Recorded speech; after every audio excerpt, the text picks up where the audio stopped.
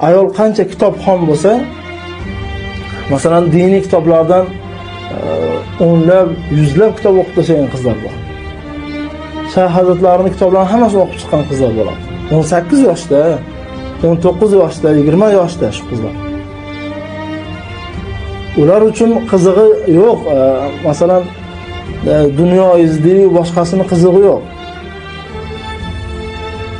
Oqila ayol, haqiqatan fikri ham ancha ochiq bo'ladi. Mahr masalasida ham asosan ularni qiziqtiradigan narsa, ba'zi qizlar bor, subhanalloh, mahrga kitob so'rashadi ekan. Meni orzuyim dedi, Shayx hazratlarining hamma kitoblarini olish, shuni mahr qilib bera olasizmi dedi ekan. Bunaqangi ayollardan qanaqa farzandlar dunyoga keladi? Albatta katta olimlar, Imom Buxoriydek, Imom Muslim, Imom Termiziydek zotlar dunyoga keladi.